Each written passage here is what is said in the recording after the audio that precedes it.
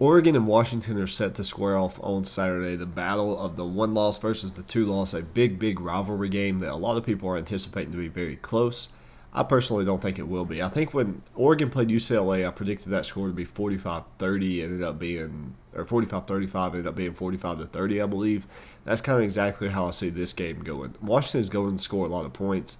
They're just a high caliber offense. They're going to throw the ball 40 times this game. Michael Penix is going to throw for probably 300, 400 yards. But I feel like a lot of that yardage and a lot of those pass attempts could be really when the game's kind of out of hand. If you look at the last time Oregon played a big conference game at home, they took the life out of UCLA early, and I think that's going to be a very, very similar case Saturday with Washington.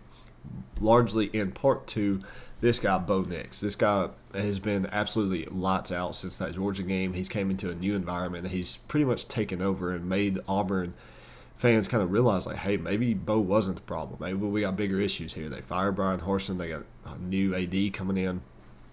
Change of environment, change of scenery for Bo Nix has lit this guy into a completely different person who I think should be in New York for the Heisman presentation in a couple of weeks. 2,400 passing yards, almost 500 rush, 35 touchdowns accounted for, and only 5 interceptions. That's really, really, really good numbers, especially playing for or in the Pac-12 where really you got to be able to put up points because defenses haven't been that great, but that's the difference. Oregon's defense has been really, really good this year. Outside of that Georgia game, Oregon's defense has performed really well. In that UCLA game, like I said, they kind of took the life out of them.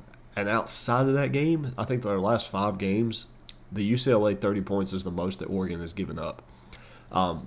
After the UCLA game, you think, oh, road game against Cal, letdown spot. No, Oregon wins by 18. Next week, back on the road, another letdown spot against a really, really bad Colorado team. No, you win by 39. Oregon's playing pissed off. Oregon's playing like a man on a mission. Washington is about to be on the other end of that stick. Now, Washington could sneak into the top 25 this week, which makes this a top 25 matchup. But when you look at Washington's last 5 games, and they've had a bye week come in before the Oregon State game on Friday, so 2 weeks ago. When they played UCLA, they lost 40-32. I think that was a Friday night game. DTR kind of took that thing over. They struggled to stop DTR. They're going to struggle to stop Bo. When they played Arizona State, they gave up 45 points. So they were able to score 38. So you got outscored by Arizona State, who I don't even think had a head coach at that time, a true head coach. Then you play Arizona a week later. Arizona put up 40 on you. Arizona is one of the worst teams in college football, probably the bottom 25 down there with Colorado. And they put up 40 on you. Cal, you got the win against Cal, but you only scored 28 points. Cal's not that great. Let's look at Oregon versus Cal, 42-24. Now, is that transitive property or whatever? I don't know. But I know Oregon had their way with Cal and Washington struggled. Okay, let's look at the Washington-Oregon State game. It took a last-second touchdown or last-second field goal to win. Tried to score, couldn't. Oregon State gets the cover in that game. You're struggling with teams that you should be beating by 10, 15 points to show that you're 7-2 means something.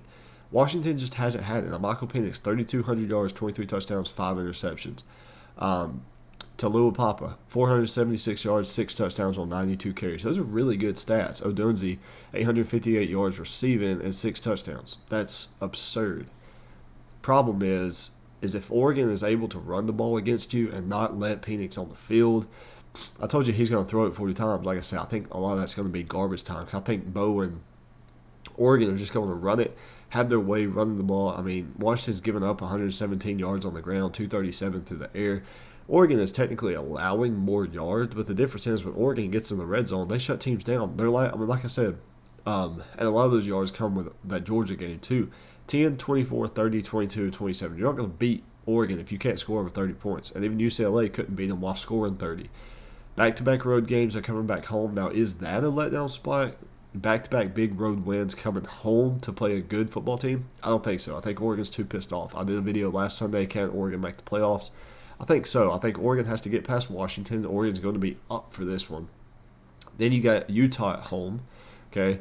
I can see Washington covering because of what I mentioned with the late game heroics by Penix and Washington to score some points, get some yards there towards the end of the game when the game's ultimately out of hand.